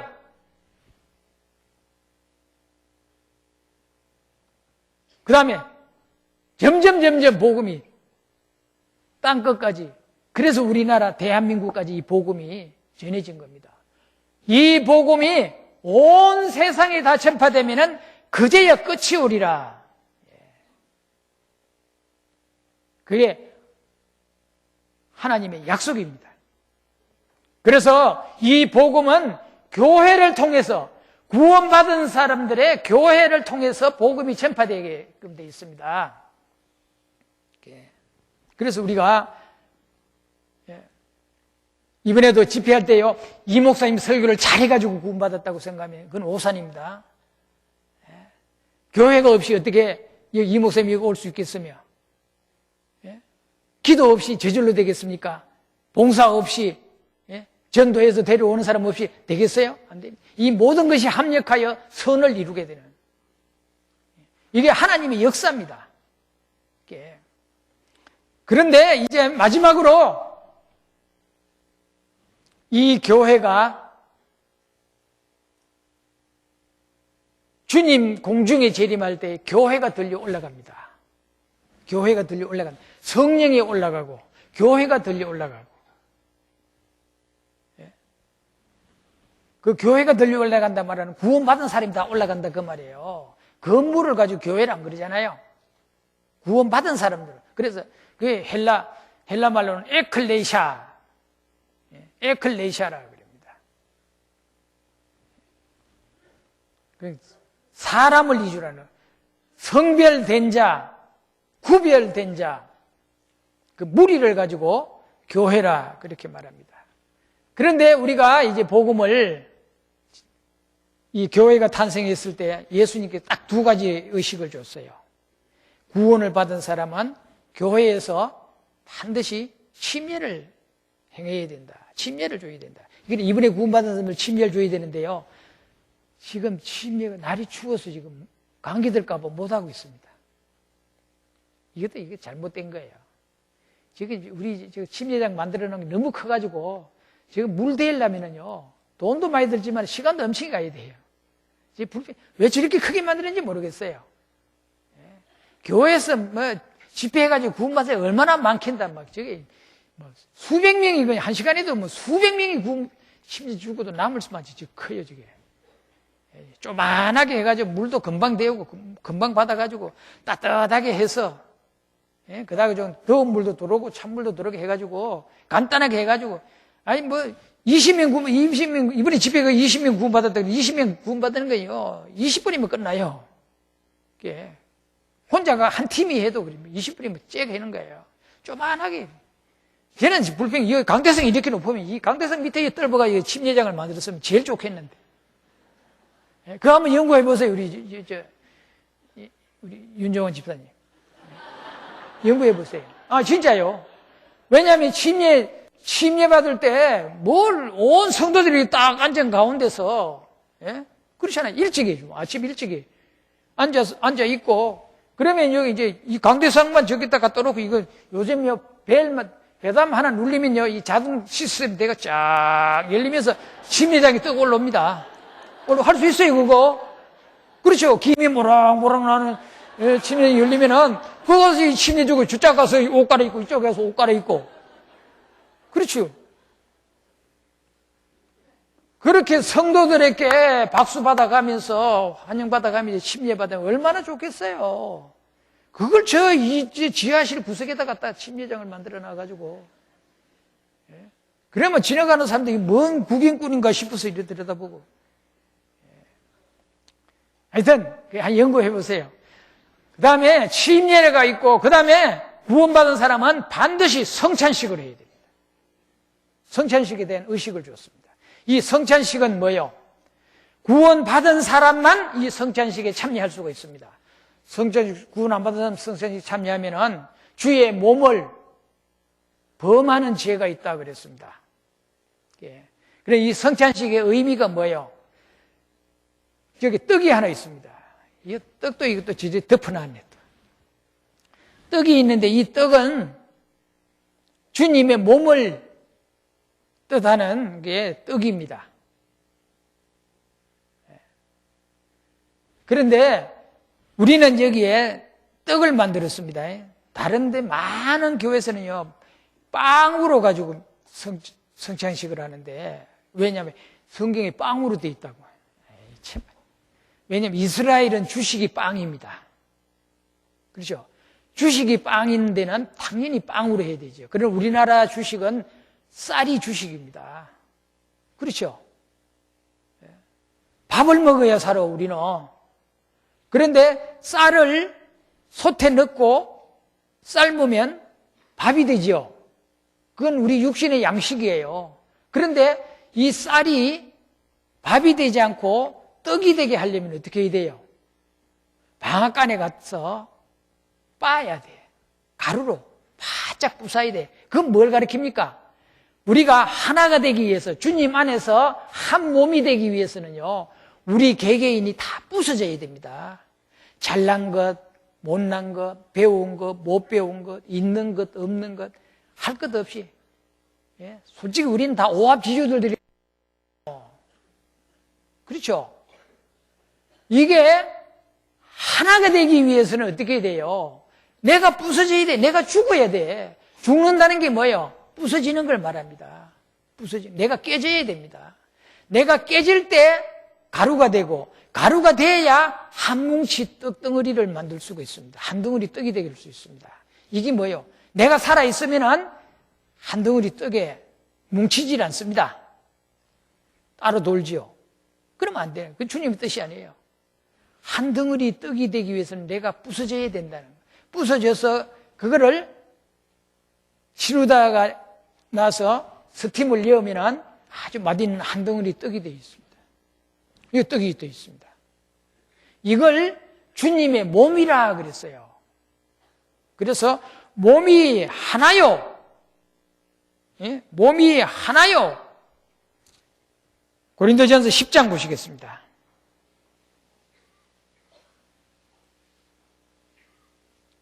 고린도전서 10장 17절. 예, 떡이 하나요 많은 우리가 한 몸이니 이는 우리가 다 한 떡에 참여함이니라. 예, 그리고 16절에 우리가 축복하는 바 축복의 잔은, 포도주 잔은 그리스도의 피에 참여함이 아니며 우리가 떼는 떡은 그리스도의 몸에 참여함이 아니냐. 떡이 하나요. 이 떡이 하나잖아요. 많은 우리 구원받은 사람이 한 몸인 것 같이 우리가 다 한 떡에 참여합니다. 그 한 떡에 그래서 이 한 떡에 조금씩 떼서 우리가 먹는 것은 뭐예요? 모든 고락은, 우리 구원받은 성도들의 고락은 같이 한다. 우리는 같은 운명을 가지고 사는 사람들이다. 같은 목표와 목적을 가지고 사는 사람들이다. 세상 사람들하고 다르다. 그거를 여기 말해주는 겁니다. 주님이 나를 위해서 온몸이 부서지신 것은 우리가 하나 되게 하기 위해서입니다. 하나 되기 위해서. 그런데 일반 교회에서는요, 이 빵을 갖다가 칼로 씁니다. 뭐 가위로 쓰는지 칼로 쓰는지 모르지만 썰어가지고 요만큼씩 해가지고, 그것도 또 어떤 교회는 가니까요, 목사가요 새 밥솥 입에다 이어주더라고요. 천주교회 같이 이어주더라고요. 성경에 어디다 근거해서 그렇게 합니까? 그게 성경에는 떡을 떼라 그랬습니다. 한 덩어리 떡을 떡에 떼라 그랬습니다. 왜? 한 떡에 참여하는 것이 되어야 됩니다. 그런 게 지금 교파가 또 갈라지고 또 갈라지고 또 갈라지고 계속 이거 썰어내니까 교파가 지금 수백 개가 돼 있어요, 지금. 그러니까 세상 사람들이 뭐 예수는 믿고 싶은데 어느 교회가 진짜 교회인지를 알 수가 없어서 못 믿겠대. 잘못된 거예요. 그래서 떡이 하나요 많은 우리가 한 몸이니 우리가 다 한 떡에 참여함이니라. 그리고 이 포도주는 예수님의 피에 참여하는 겁니다. 주님이 나를 위해서 피 흘리지 않았다면 내가 어떻게 구원받을 수 있어요? 그렇죠? 그래서 우리가 주님이 피 흘려 주시고 온몸이 찢게 주신 것을 우리가 기념하면서 우리가 한 마음이 되어야 됩니다. 여기 한 마음이 돼요. 한 마음이 될 때에 새로운 힘을 얻습니다. 주님을 열심히 삽니다. 그래서 성경에 보면 성자지까지 자기를 돌아보라 그랬잖아요. 왜 돌아보라 그랬어요?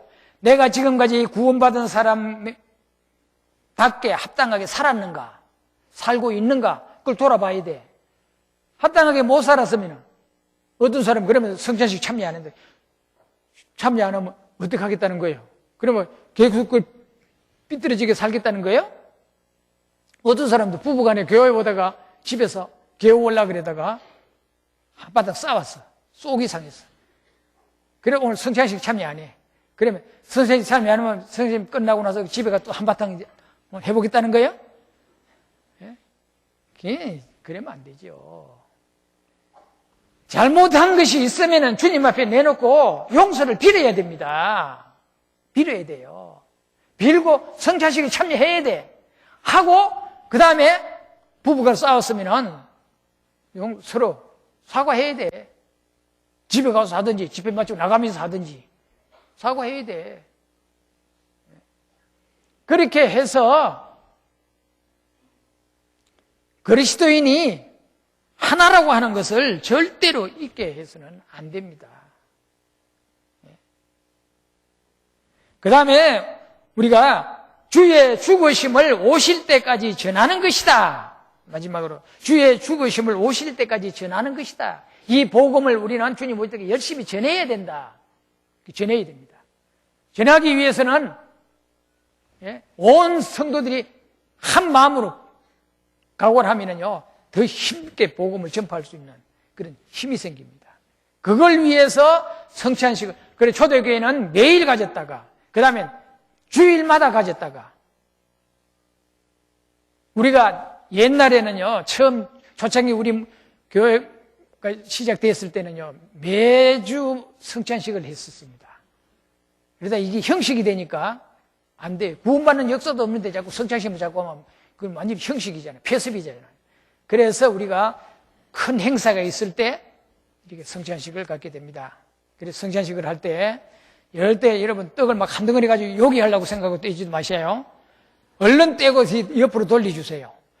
포도주 잔도 가지고 자꾸 어떤 사람 기도하고 앉았는데, 기도하는데요. 마시고 여놓고 그 다음에 기도하세요. 오래 해도 돼요. 그건. 절대 포도주 잔을 들고 기도하느라고 시간 낭비하지 않아요. 지금 아이고, 10분밖에 안 남았어요. 10분만 이거 다 해야 됩니다. 그래서 성찬식을 여러분, 이걸 모르고 하는 것은 이건 의미가 없지요. 알면은 여러분들에게 더욱더 힘이 생기고 더 마음의 기쁨을 가질 수 있을 것입니다. 성찬 임원들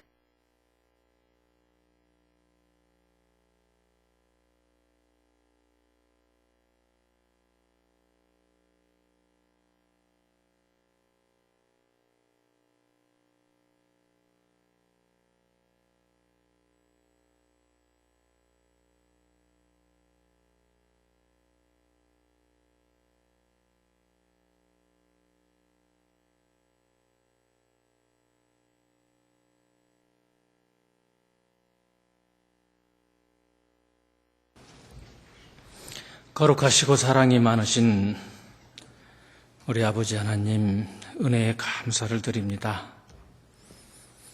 이번 대전도 집회에 많은 영혼들을 인도해 주시고 그 영혼들의 마음 문을 열어서 하나님의 살아계심과 그 크신 사랑이 어떠하신 것인지를 깨닫도록 성령께서 역사해 주심에 진심으로 감사를 드립니다. 이제 많은 영혼들이 이 세상과 구별되어서 이제 구원함을 받고 귀한 주님과 함께 하시는 이 귀한 교제 안에 함께 하게 됨을 또한 감사합니다. 그 영혼들이 더욱 성장이 되어서 주님께서 우리에게 부탁하신 모든 것을 이룰 수 있도록 주님 더욱 크신 은혜 위에 은혜를 베풀어 주시기만을 간절히 원합니다. 우리가 떡을 떼고 잔을 들면서 우리를 위해서 그 찢기신 몸을 생각하고 기념하며 또 우리를 위해서 흘리신 보혈의 피에 더욱 감사하는 시간들 되도록 우리 마음을 주장하시고 인도해 주시기 원합니다.